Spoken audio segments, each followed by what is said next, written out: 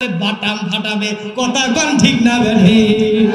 আমাদের সমাজে চাল চোর ডিম চোর খোল চোর সব চোর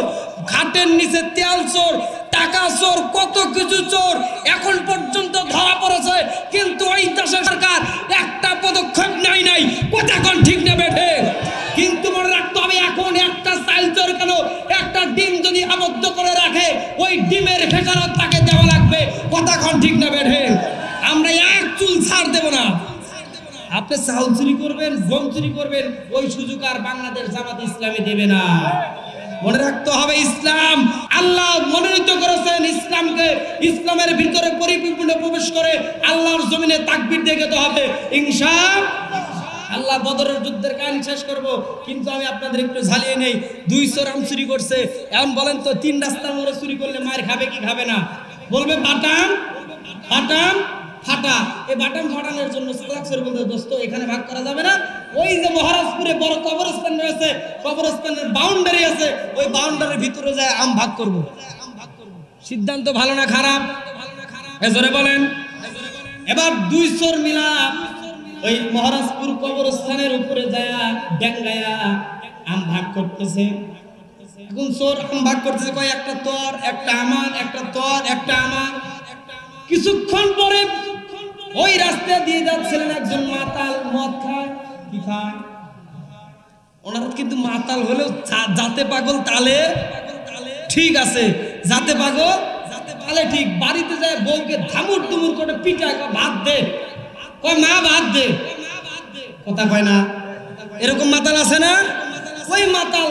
রাস্তা দিয়ে যায় আর কবরের পাশে দেখে কি আওয়াজ আসতেছে কান সারা এবার দেওয়ালের পিছে কান লাগায়া দেখে ওই চোর দুটো আম ভাগ করতেছে একটা তোর একটা আমার একটা তোর একটা আমার এবার চোর ওই মাতাল মনে করছে অবশ্যই ফেরেশতারা লাশগুলো ভাগ করে খাইতেছে আসলে কি তাই আমার ভাইয়েরা মাতাল এক দূরে গেছে মহারাজপুর ভাদুরিয়া থানায় ফাঁড়ি থানায় গেছে ফাঁড়ি থানায় যায় কয় ওসি সাহেব আমি এমন একটা ঘটনা দেখলাম ওই মহারাজপুর কবরস্থানের ভিতরে যায় দেখি ফেরেশতারা লাশগুলো ভাগ করে খাইতেছে একটা তোর একটা আমার একটা তোর একটা আমার আসলে কি ফেরেশতারা মানুষ এবার তো ওসি সাহেব মনে করছে তো মাতালের কথা বিশ্বাস করা যাবে না কথা কোন ঠিক না ঠিক ওসি সাহেব যদি বিশ্বাস না করেন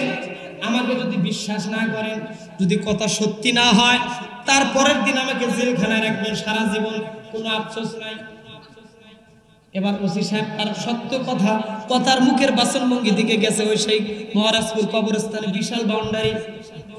আস্তে আস্তে আস্তে আস্তে এবার যখন বাউন্ডারির শেষের দিকে চলে গেছে বাউন্ডারিতে কান লাগাইছে কান লাগানোর পরে দেখে আসলেই তো ভাই একটা তোর একটা আমার একটা তোর একটা আমার কিন্তু যখন আমের বস্তা বাউন্ডারি ডাঙ্গাইছে আমের বস্তা ডাঙ্গাইতে দুইটা আম এই পাশে পড়েছিল কয়টা আম জোরে বলেন আরো জোরে দুইটা আম বাউন্ডারি এই পাশে পড়ে গেছিল চালাকসের বলছে পরে নেওয়া যাবে আগে আসলে ভাগ করি এবার পুলিশ যখন কান লাগাইলো এসআই কান লাগায় কয় আসলেই তো কথা ঠিক এখন ওইদিকে আম ভাগ করা শেষ এখন লাস্টে ওই বোকাচোরটা বলতেছে যে দুর্বল বোকাচোর দোস্ত দেওয়ালের বাউন্ডারির বাইরে যে দুইটা আছে ওই দুইটাকে কি করবো কথা কি আমার বোঝেন নাই আম কিন্তু বাইরে রাখছে বাউন্ডারির বাইরে রাখছে আর পুলিশ আর মাতাল কয়জন তোরা মনে করছে যে এখন কবরের খাওয়া শেষ এখন মানে আমাদের কথা জানলো কিভাবে কথা কন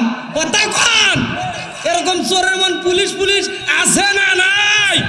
যারা এতদিন চোরের মন পুলিশ পুলিশ করেছ যাই পুলিশ নির্মমভাবে অত্যাচার করেছ এই পুলিশ এখন কই বাংলাদেশের জনগণ এখন পুলিশ মনেই করে না এরা পুলিশ এরা মনে করে কিচ্ছুই না হুদাই কথা কন না গায় এবার ওসি সাহেবকে এবার পালা আসলেই তো ধরার জন্য আসতেছে কবরের সব লাশ খাইছে আমরা যেখানে দুইজন দাঁড়াইছি এরা জানলো কিভাবে আসলে ফেরেশতা কথা কর এবার তাড়াতাড়ি পালা নালে বাটাম ফাটাবে কথা কোন ঠিক না বেঠি মুসলমান ভাইরা আমার দুইজন পালাইছে চোর দুইজন আম চুরি করে নিয়ে আসা তারা বাড়িতে চলে গেছে। এরকম চোরের মন পুলিশ যারা আমাদেরকে এতদিন ক্ষতি করেছেন, এখন সামনে আসেন, কত বড় বাপের বেটা, এই মঞ্চেই দেখে নেব কথা ঠিক না বেঠে।